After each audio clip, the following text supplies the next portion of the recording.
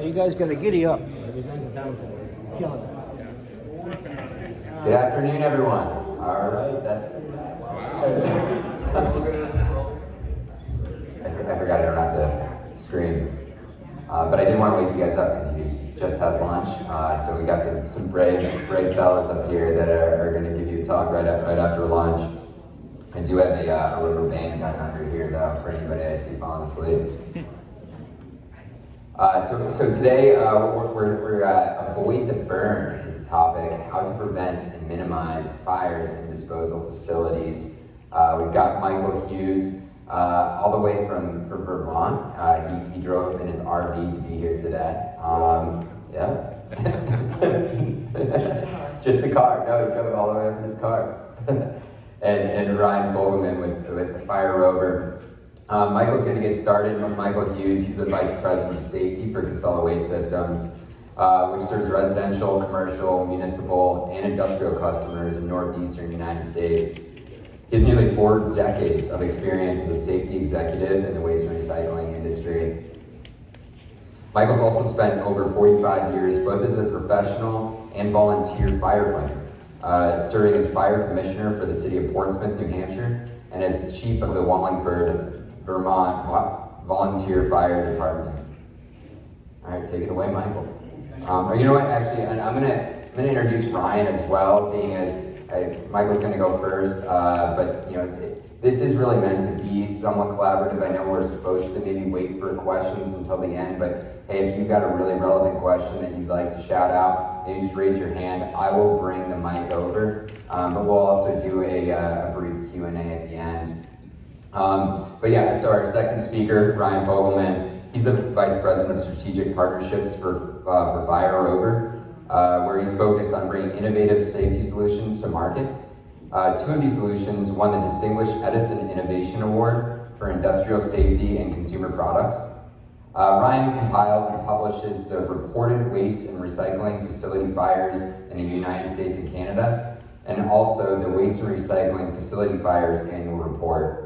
Additionally, Ryan is on the National Fire Protection Association's Technical Committee for Hazard Materials. All right, Michael. Thank you. I hope I'm not that loud. Back of the room, can you hear me? Thank you. So, great introduction. It's the most recent one I've had.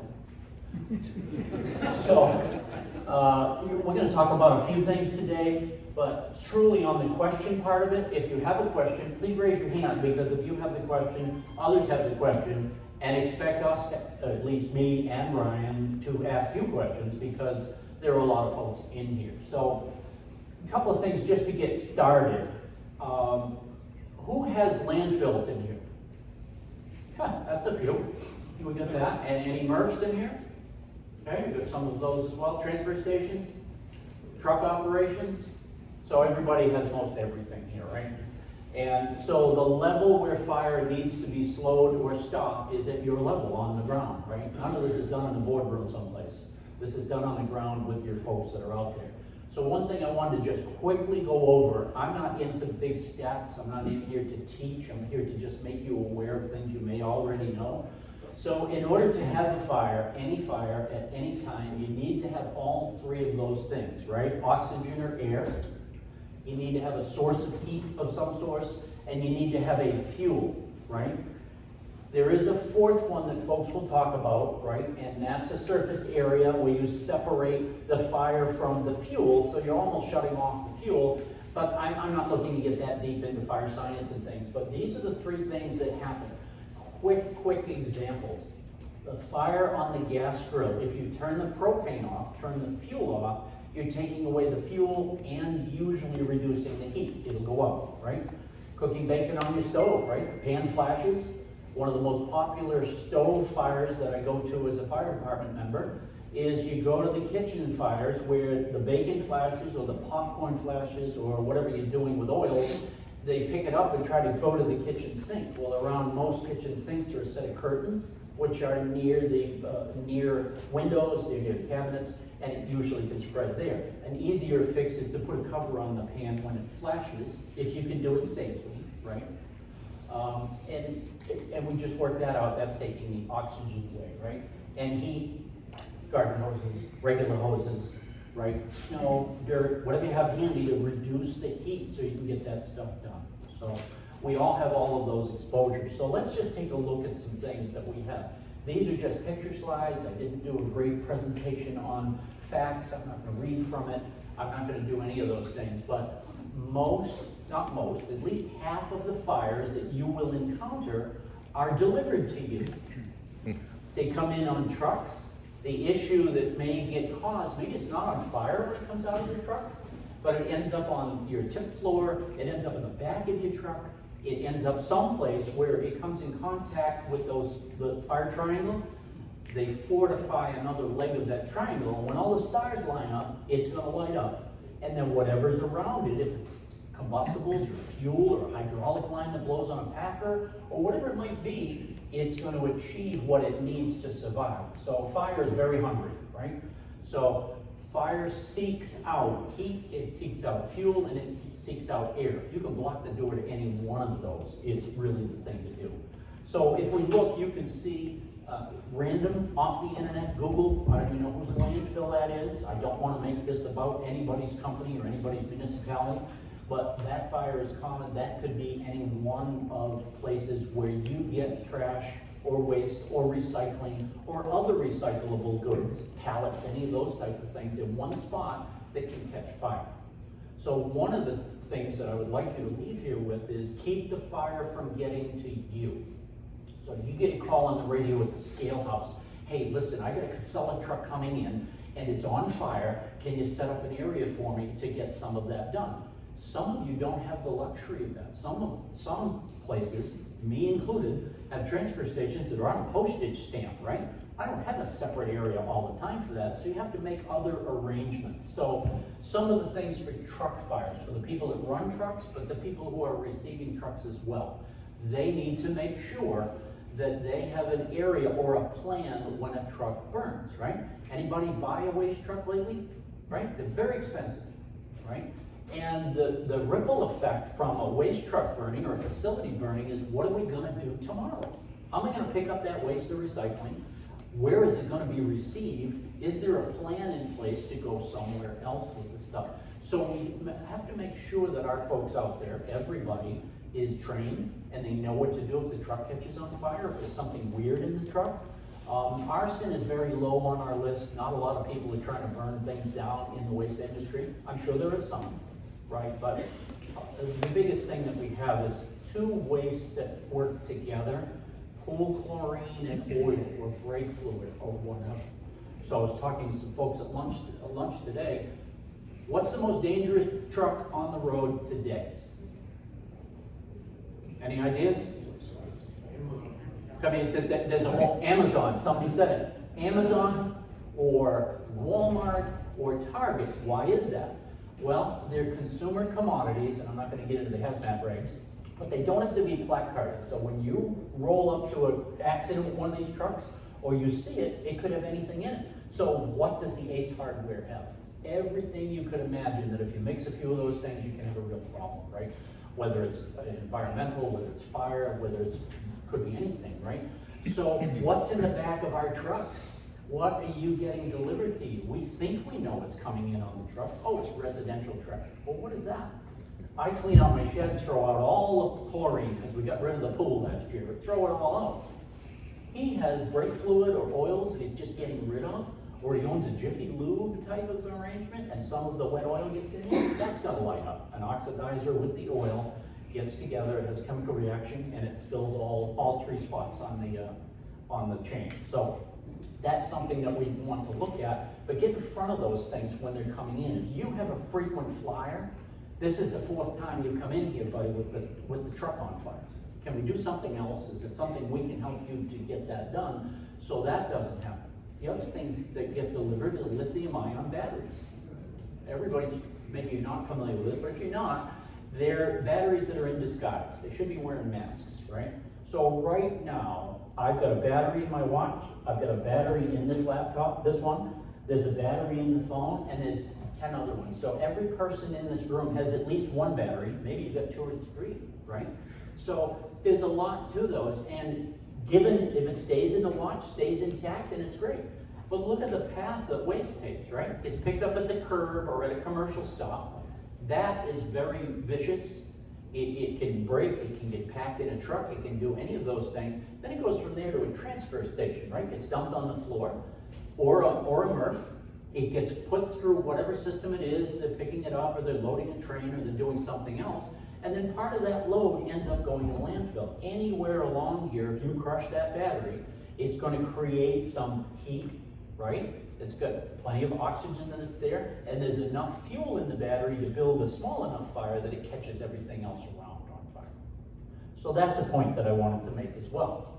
Reduce your chances of where you're putting your waste and where you're accumulating some things. So ISRI is another organization similar to SWANA, but it's more for the scrap metal folks and the recycling folks, great organization. But they have certain standards that are out there in their fire plans that you separate your hazards, right? So if there's copper and there's silver and there's titanium and there's zinc and there's whatever they're doing, they keep them separated so you don't burn up all the commodities, right? What can you do for your fleets, right? The waste industry has had a general, not rule, but general suggestion. Don't park lines of businesses together when you're parking in the yard. So if I have 15 front loaders, 10 rear loaders, a few recycling, and a couple of other trucks, right? If we park all the front loaders together and you burn those, so in Massachusetts, a company lost, I want to say, at least a dozen trucks. I think there were more than that. But at night, when a truck catches fire, right, it burns that truck, the one next to it, and the one next to it, until somebody puts a stop to it. And if the fire department sees it, fine. But a lot of these things, I was talking to somebody at lunch, yeah, they always happen at 2 in the morning. And they do happen at 2 in the morning, right? And maybe there's nobody there. First driver in catches it, maybe a neighbor sees it. But I know I've been to many waste companies that are in the middle of nowhere, right? So, and public works and those type of things, not everybody's in there all night. Some of the larger cities, I'm sure that they are. I'm sure you got 24/7 people and you got cameras and you've got all kinds of stuff. But the undetected fire in a pile of waste or recycling can grow quickly. So you got a couple of things not in your favor with fire, right? It's starving for those. It grows really, really fast. Doubles every 30 seconds, right? Depending upon what it is. Gasoline or propane fire, it doesn't double, it just goes, right? Gone. So you do that. People that come to your transfer station, they have a boat, it's been in their backyard 15 years. Any gasoline in there, any oil? Nope, it's all been taken out. And as soon as you move the boat, it's got 60 gallons of gas in it. Falls out, and if the fumes get down into the bay where there's a running truck, maybe down in your pit that's coming through, it can flash. There's all those things. So fires are brought to you in your facilities, and you have to do the best you can. Now, MRFs are a little different. The fire is brought to you, but a MRF is designed to transport fire from one end of the facility to the other with conveyor belts, with air ducts, with fans, with all that stuff, right? And, you know, this is truly just my opinion of what we're doing. I like to shut the belt down so we're not transporting the fire. Let's get the fire put out and things. But some of these belts, right, are designed for 10 tons, and you got 30 tons on it at the time, right? So you want to run the belt out at the end of the night so there's not all that weight on there. Some people don't want to turn off the belts at times, and that's all your thoughts of where it could be. But don't just look at the fire to see where the fire is, because I assure you it's in other areas, it's in other spots. So if that wall socket over there burns and it starts to flow and there's arky-sparky and there's all kinds of stuff going, chances are it's in a couple of other wall sockets. It may not have started there. It could have started 5 rooms away.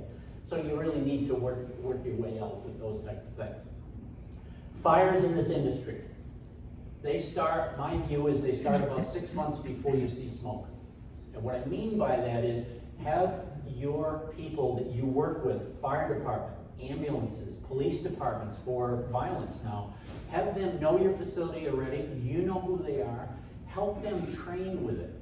All firefighters think they know what to do when they get there, and most of them do. They generally, all of them do, but the problem is they don't know about pits, they don't know where you keep the keys for the rubber tire loaders, they don't know what you took in, they just don't know what's there. Have them come in, have them see what's going on, so you're not educating them at 2 in the morning.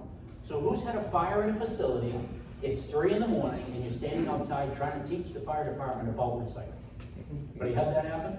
I've had it happen, sure, right? So it's quite an experience because they're going because the flames, it's doubling, I'm trying to get the fire out, all that. Is everybody out, right? Is everybody out in the building? So it could be 2 in the afternoon. But then you have the weird stuff that comes through. So I had a recycling center that put through, they had a case of bear spray. I'm from Vermont, so there's bears up there, right? So a case of bear spray that went through, it was injured, so the cans are flying all over the place. But what's in bear spray? I don't know, I'm not a chemist. But I do know I put 21 of my people in the hospital, right? To get checked, everybody treated and released, nobody was harmed, but there was a lot of upset tummies, there was a lot of breathing difficulties, stinging, sore throats, those type of things. You don't take chances with stuff like that, you get your people seen. So again, things that are brought to you. The other thing, and everybody's gonna laugh at me in the room, I'm sure, is the cleaner you can keep your transfer station floor, the less apt you're gonna have a pile that burns, because the pile isn't there anymore. Now, with the shortage of the trailers, shortage of everything, I can preach this all day long, but I'll guarantee you 80% of my transfers this afternoon are full. They've got stuff in there and just not enough trucks to get it out, a machine broke down, this transfer closed, so everything went here today, all of the problems that you run into every day, right? So the cleaner you can keep that floor, the better off you are. So if you can get your floor to look like that once in a while, right? Some permits are required, different states. We have representatives from all the states here, Canada, all kinds of things. So everybody has different state rules and things like that. But from just a pure fire point of view, that's less likely to catch fire right there than something that has all the waste in there and everything is in there. The other way to do this as well is don't leave your equipment inside overnight. Park your equipment outside.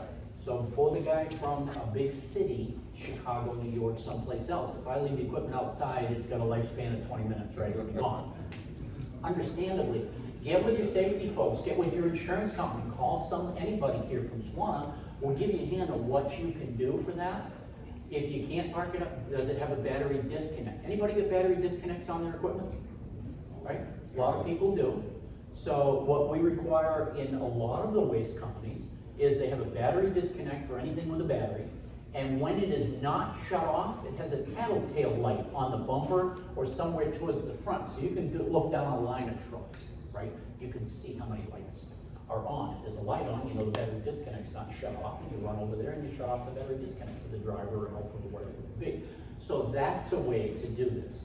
Smoking in the facility. Well, what do you mean? I got a weld shop, there's smoke there, why can't I smoke in the facility? Well, a lot of obvious reasons you can't do that. Some states it's against the law. And even the ones where it isn't against the law, cigarettes are a source of fire, right? All you have to introduce is that heat, right? The fuel's already there, the air is already there. Nobody's got an airtight transfer station I'm aware of yet. So we've got those type of things. So truck fires, quickly on truck fires.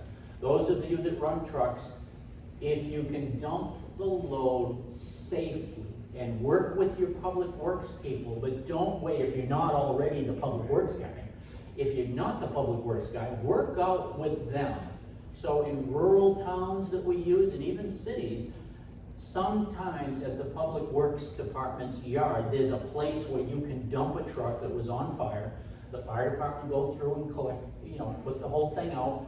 We advise, at least my company and everybody else in here probably has their way of doing it. We load it into 30-yard containers and we let them sit for 48 hours, right?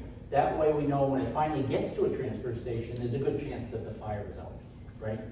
And you go through your procedures with your folks, hot load procedures, right? So what do you do, driver, if your truck catches on fire? Well, you notice it, you call it into dispatch, they take care of it in the fire department on the way for you, pack your load, move to a spot where you can dump it. So I did have in Dorchester, Massachusetts once, a guy dumped a rear loader at a schoolyard. It was awesome until the recess bell rang. Every third grader in Dorchester, Massachusetts was there looking at the fire. Now the fire trucks, the smoke, it's really cool, and the wind picked up a little bit. It was kind of a little bit of a hassle, but those things do happen while you're out there. But all these points where fire can get to you, and one of the last things that I really want to talk about is housekeeping If you can keep things clean, and it's the areas where you don't go every day. The weld shop, the oxyacetylene is being stored together. They don't put the covers on, so the first guy that tips that bottle over and the top comes off of it, that's usually exciting, right? So the bottle whips around the yard a little bit, but if the acetylene catches on fire on the way through, that can be a big trouble for you, right? So housekeeping generally, and even in your trucks, right? Even in what you're doing there, and frankly, ask yourselves, the people that are on the street make all the difference with fire. We've got people who write policies forever, right? And the policies are great, and we do need rules, and we do need to get in front of those. But if the folks on the street don't know them, or agree with them, or come around, sometimes you just have to tell people, no, you can't collect fireworks at the 4th of July and put them in my truck, right? You can't do that. So there's things like that that are out there. So. I was about to tackle you off the stage. Yeah. But you got there just in the nick of time. Just in the nick of time. So you can save your questions for later if you'd like, or if anybody has a burning one right now. Get it? How am I gonna put up with that? You know, if you follow comedians and say, you know, it's a rough day. How's everybody doing? Everybody's scared. Is there anybody in here who's not afraid of fires? So I think the real question comes, you know, and again, I think Michael does a great job talking about prevention, right? And, you know, good operators have less fires than bad operators, right? If you segregate your materials, you're gonna have less fires than if you don't segregate your materials. If you clear your tip floor at night to make sure that your trucks aren't next to each other, there's a lot of things that you can do. And I mean, I think, you know, most importantly, obviously, is know your fire department. And have them intimately know your business. But really, it comes down to, we have like an inherent risk of fire. Can everyone hear me okay? Yeah. So we have an inherent risk of fire in what we do every day, right? And so there's a lot of industries out there that have an inherent risk of fire. And I think, you know, with lithium-ion batteries, as they've kind of hit for the past couple of years, 2018 was probably the watershed year for batteries and really the understanding of it. But I think the industry as a whole has really looked themselves in the mirror and said, okay, we have to deal with this problem, right? This problem is not going away. We've had fires forever, but if you look at the number of fires, lithium-ion batteries are making up about 50% of the fires that we're seeing. Some people will say it's more, some people will say it's less. The number, and you know, again, you'll hear me say sometimes that the waste and recycling operators are victims. I don't mean that as a victim mentality, I mean that as a cost, right? So everything that we do is about risk mitigation and trying to prevent and ensure that you guys have the best outcome when there is a fire, right? So, you know, when you're looking at it, the number is like $2.5 billion that the waste and recycling operators, which means your insurance companies, the municipalities, you guys are footing the bill, right? And the fire department is the other, like, I think it's like 12-15%. This was from a study in Pneumonia that they did over in the UK. And you know, so you know, I think the cost of what we are all paying for now, you know, my feeling is that there should be help, right? There should be help to the waste and recycling operators out there. And you'll hear me say it. I think there's a lot of laws and a lot of things that are regulations that are coming through. And again, they're focused on all that money getting earmarked for education of the public. Here's the problem, right? Scrap metal, construction, demolition, and a lot of curbside. When you educate, you're really only educating what you can educate, which is the curbside recycling. You can't educate someone to not get in a car accident with a Juul cigarette in their car. You can't educate if there's a fire in this building and it goes down, someone's gonna have to take that material. There's a ton of lithium-ion batteries inside that material as well. So again, I'm not saying not to do education. Public definitely needs educated, but you know, with all that money needs to go to a couple things. One, obviously the waste and recycling operators to help fight it, and then also the fire departments. There's 1.2 million firefighters in the United States. 700,000 of them are volunteer fire departments, right? There's a facility in every single urban and rural location. We're everywhere. So, you know, it's one of those things that, you know, your fire department does not want to come and fight a fire at your location. The last thing they want to do is come and fight a fire at your location. I mean, there's not one firefighter who wants to, and if they are, they're a little aggressive, right? So that's usually not the case. But so I do all the reported waste and recycling facilities fires. I've been doing it since 2016. As you can see, I mean, you know, one of the things that I'm seeing is that in 2018 we saw a ton of fires. That was really the year. It actually happened across the globe. Japan, you know, they had 6 times the amount of lithium-ion battery fires they had had the year before. Australia, UK, everywhere else. So it wasn't just us that were seeing this. The end of life of these lithium-ion batteries were getting into everything. You know, and then we saw in 19 and in 20 things went down. I mean, 20 was obviously pandemic year, so I think it was a, you know, an aberration in the year in itself. But you know, I was shocked to see that this year we've had more fire incidences than we've had in any of the years combined, and we're on pace to do that. So, you know, the number of lithium-ion batteries is literally hockey sticking, right? I mean, we are just getting more and more and more and more, and you can't pre-sort your way out of this. You can't slow down your operations. So you slow down your operations anymore, we end up losing more money, right? So it's how do you get the lithium-ion batteries out of the stream, and how do we replace them over time? And you know, that's something that's going to be a you know, a monumental task. So what I did in this year's report, and again, my 5th report's coming out this year, but really the idea is this, is that it's not bad if we know that there are fires, right? We know that we have fires. It's the question is, how do you make sure that you catch it early, get it, and then not have a major fire incident or a catastrophic loss? So really, I've actually been reporting the fire roper saves. And again, for those of you that don't know about our solution, I'll walk into it a little bit. But really the idea is that we might have more and more fires, but the idea is to have less and less major incidences, less and less catastrophic incidences, which makes insurance companies hopefully come back in and, you know, be able to handle the type of risk that's involved. There's a lot of industries out there that have an inherent risk of fire in what they do, right? They have solutions that are built to contain those. So I'm going to go through all this data. I mean, you know, we don't have a ton of time, so I'm going to spend more time not going through all of these. I'm going to talk about solutions. But really, when we look at like what's causing these fires, traditional fire hazards, we've literally had these fires for 50 years. Lithium-ion batteries, we all know, I mean, they're literally in everything. Hot and dry environments during the summer, we definitely see more fires in transfer stations and in landfills and in you know, in MRFs. You know, and then also 4th quarter, we do see a big push as well. Hot works, you know, so you definitely need, from a hot work perspective, to have pre-treatment. And then arson, which does happen, and I know we're seeing a lot of staffing issues at this point. So to really get into, you know, what we can do, you know, the idea, and again, this gets into what are the real consequences. Really, the idea is not about if you have a fire, it's the severity of that fire, right? So what we try to do is to focus on, Nathan, I'm going right past yours.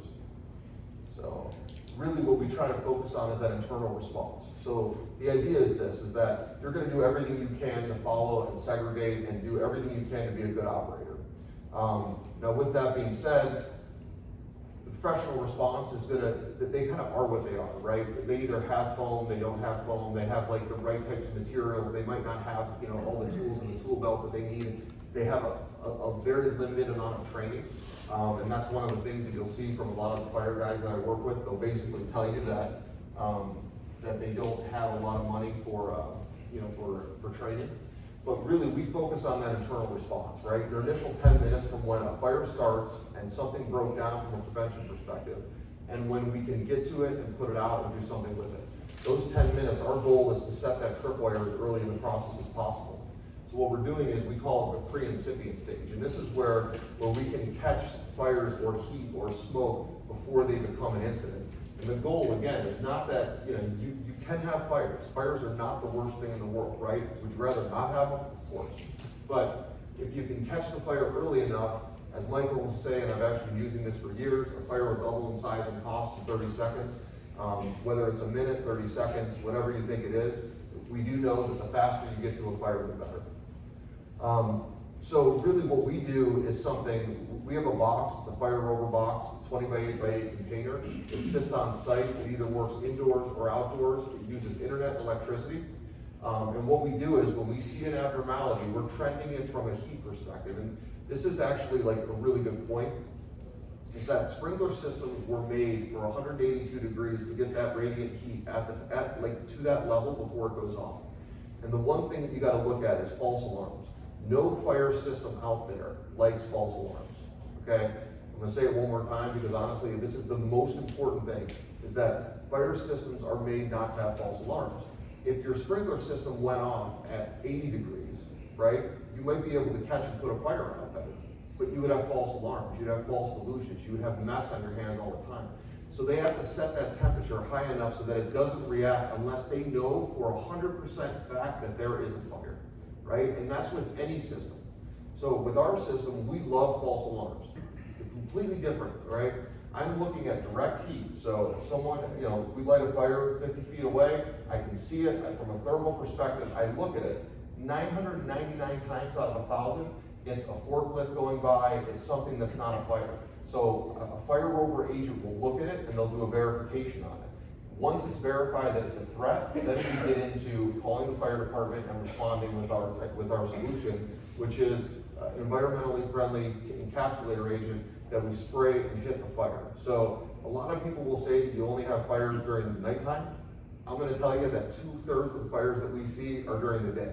There are so many times, and like I would say to go to YouTube and go look at our videos, but I mean, there are so many times that a forklift is literally on one side of a pile and there's a fire that's starting that's 12 to 16, 18 inches and it's getting bigger, and the forklift operator is never going to see this.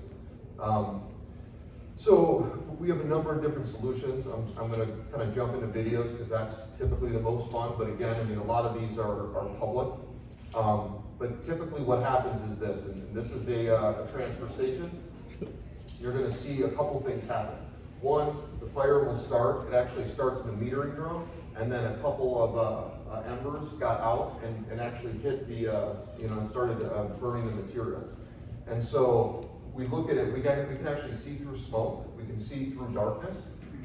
We charge our unit, and again, we've looked at it, we've verified it. Human being, a fire rover agent is sitting remotely, and they have a joystick at their desk, and they're literally aiming this with 3 different cameras, right? We have a nozzle cam, a scope cam, and a thermal camera. We also have smoke analytics built in. So like, our goal is to see anytime there's any sort of abnormality, and then to react to it the right way. There's a number of different layers that go with it. And again, you can see we hit the first, we hit the second, we've literally used probably 10% of our tank, and we're constantly watching it, making sure that this is working. So the difference between a sprinkler system, right? It comes with the building, you pay for it, and you don't know if it's gonna work. I mean, I've heard horror story after horror story of, yeah, this didn't work for this reason or that reason. With ours, it's 100% maintained, we're looking at it, we're verifying it, and we're constantly have a heartbeat with the system so we know if something's broken.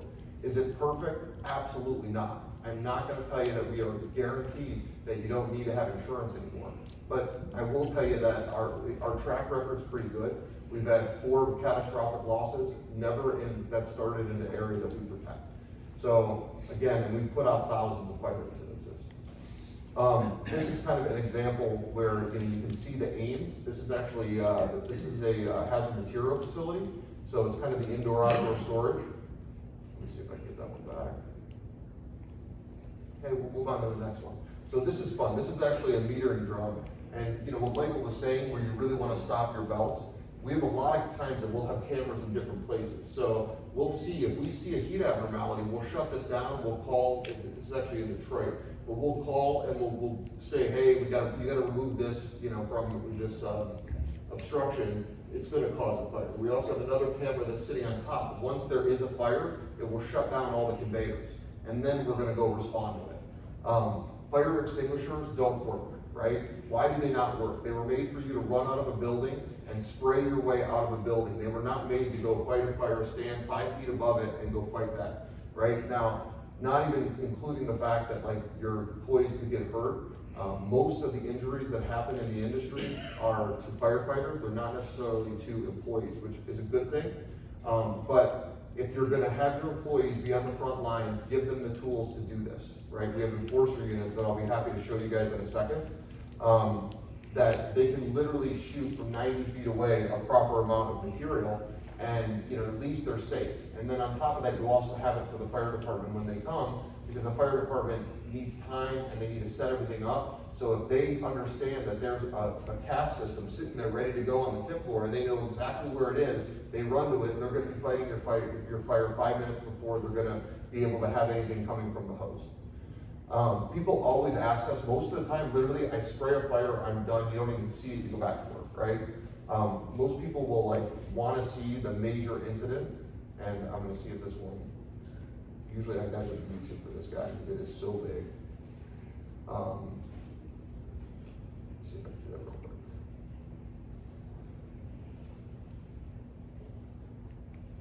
So this fire, we've had less than 20 times that we needed a fire department to arrive on scene and fight a fire. So actually, this is a really good one. So we talk about hot loads. See that? That's laid on your doorstep, right? The guy who, lights something at your house. I mean, that's literally your perfect example. I don't think you've ever seen this one, by the way. No. So, again, they drop it there. What are you gonna do? You're gonna have your employees fight it? You're gonna fight it? Are you calling the fire department? We know that the sprinkler system's not going off. In all 20 of the ones that we fought where the fire department had to come and we were out of our material at the end, all 20 of those, the sprinkler systems never went off. And the reason they don't go off is because we're spraying over it and you never get that heat hot enough for them to go off. So did you see that? This is the one this is the major. No, that's not it. Okay, and then this one right here, this is the Enforcer unit. It's an Enforcer 60 that we have. It's got a 45 foot hose and it shoots 45 feet. So this product is actually really nice. If you ever want to come to Detroit, some people in here have shot them. It's kind of fun. Here, so that's the unit.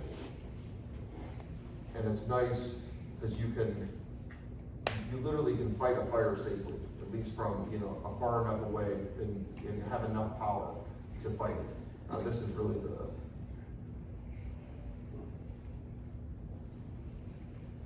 this is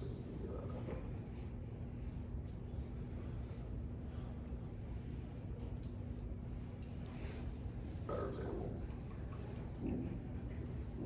So this is the CAF system that goes with it. We also do thermal cameras, thermal trending, but you can shoot from 45 feet. This one actually will shoot a little bit further than that. And again, it's an environmentally friendly cooling agent. We have the SDSs on it. So typically, there's really no cleanup that goes with this. It'll evaporate.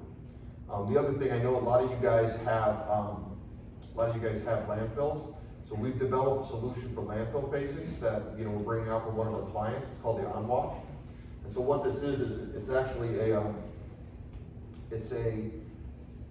unit that goes on the back of the truck, right? And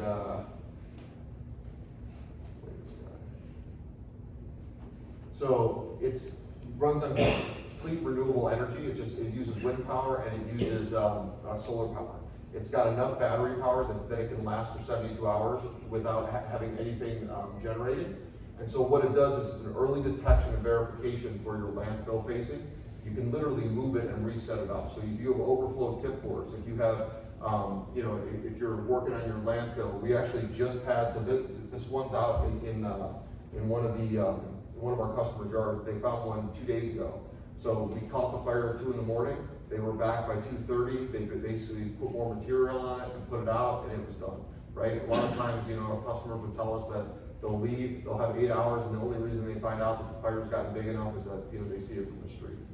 So the one thing I will say is we do a ton of lithium-ion battery specific, and I think this is probably one of the most important things. When you're fighting these fires, it's not necessarily like the 3 triangles that you see.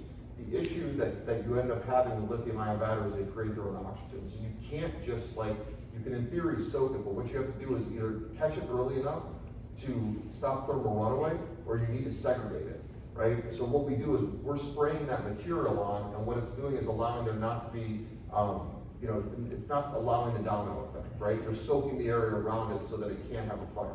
So when we do our large lithium-ion battery operations, we'll have pallet after pallet of these.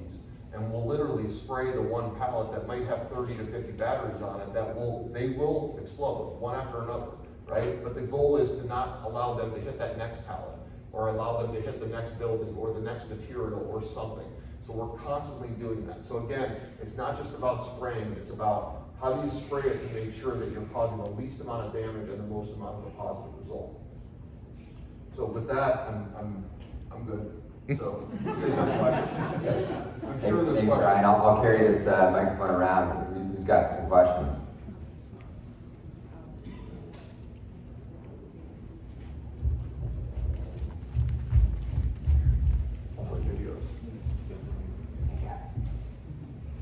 Good afternoon, Ryan. Earl Gloucester, City of Stillwater. My question to you is, you're on fire rover system. What kind of maintenance has to be done on it, and who does that maintenance? So we do all the maintenance. So that's one of the things that people will say that, you know, I look at it like this, right? You're paying us as the Pinkertons of fire, right? I'm coming in and basically I'm fighting the fire for you and with you. I'm standing shoulder to shoulder with you. That doesn't mean that I'm coming in and taking over all risk, and I can never guarantee that I'm gonna have a good result, because in fire, nobody can guarantee anything in fire. But we guarantee that our equipment works or we're penalized, right? And you know, that's written in our agreements. But the whole idea is this, is that we maintain the system gets better as it ages, right? Because we're constantly working on our technology and all the different trainings and all the pieces, and you know, we're constantly upgrading the system. But we come out on site, we clean your lenses, we do a ton of remote maintenance, we have heartbeat with the system, so we know every single component. If it's not working, we'll know. And again, are we perfect? No, right? Like I don't sell perfection. I sell a good, solid solution. I'm there standing next to you and I'm fighting the fire for you. If you've met my guys, right? I'm the biggest wuss of everybody. I mean, my guys are all tough. They're the guys you want up 4 in the morning protecting you. And they'll be out there fixing, installing, and doing all the different pieces. So we are there with you for the life of the contract. Great question. Anyone else?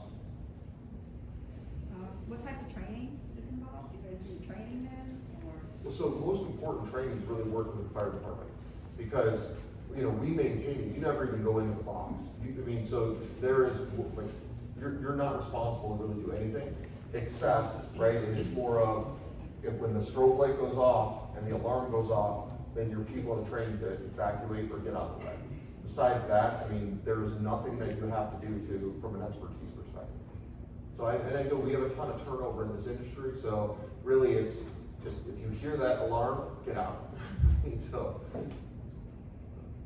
is there another one? Yeah, so with the lithium-ion battery fire epidemic, do you know if, or maybe your companies are taking an approach from a manufacturer standpoint? Because many of these will come with like a recycle stamp on them, and of course to the common person, they think recycle, where does it go? It goes to a MRF. Well, that's the last place that you want them coming in. Are you aware of anything that perhaps, you know, our group could do to, you know, help and support that? Yeah, I mean, I think from a lithium-ion battery perspective, I mean, the associations are pushing to have that changed. I mean, Heidi Sanborn and, like, you know, a lot of Doug Vogel, like, they're doing it. There's a lot of good work that's being done in California. That's really, I mean, my biggest thing is that yes, we should all, as an industry and as association, should go in and really be pushing back harder than we are. And that's, to me, the biggest thing that I see, and this is where I always say waste and recycling operators are victims, right? I'm not saying that because I mean, obviously we're amazing at what we do, but you know, the idea is, how do you get the industry, like, all working together to go after the branded manufacturers, or to do something? Let them pay for this, right? There's no reason why if somebody drops a bomb inside their, you know, inside your trash and brings it to your facility that you have to take care of. And when I say that, Jim Emerson will say that we create bombs at our home. We take a hefty bag, you know, we have our oil, like we have all these different things in it. We put it in a curbside bin. It's 95 degrees outside, heats up to 120, and then we take this bag that we've closed as tight as possible because nobody wants to smell all the fumes, and we throw it into a trash compactor. It explodes, right? So, if lithium-ion battery, this is the first time we've been able to say we know one thing, and there's actually someone that needs to, from a supply chain perspective, needs to take responsibility for it. And we have someone with deep pockets that's willing, that is willing to do it if we do it correctly. So, I mean, I can personally only do so much, right? But, I mean, the associations really need to be pushing this, and helping the fire departments is most important, right? Making sure that when the fire department sees a truck that was dropped on the middle of the street, they know how to deal with it, and not only do they know how to deal with it, but they have the proper tools to actually deal with it, like without having what happened out in California where, you know, someone unfortunately got killed because of it. So I'm 100% on board, and I'll help any way that I can, but it really is, I mean, this is why I bring up all the time, if that makes, you know, I'm the sacrificial lamb, I guess.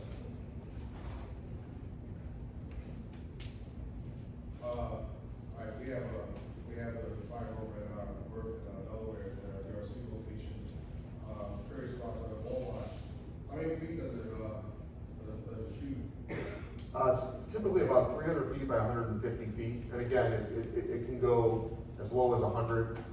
We have some solutions that we don't use our box for that we can shoot up to like 270 feet.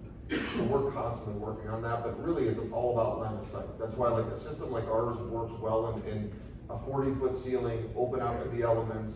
I mean, it works perfect for the tip floors and for, you know, any of your industrial areas that, you know, that have good line of sight. We have got one in Merton. Merton, I go over gas station. Actually, on the day, fire from starting and all that. So, thank you for that system. Thanks, I appreciate it. It's good to hear. Anyone else? Any questions for my friend over here? He was funny with me, right? No, you hadn't. Thank you, Ryan. Thank you, Michael.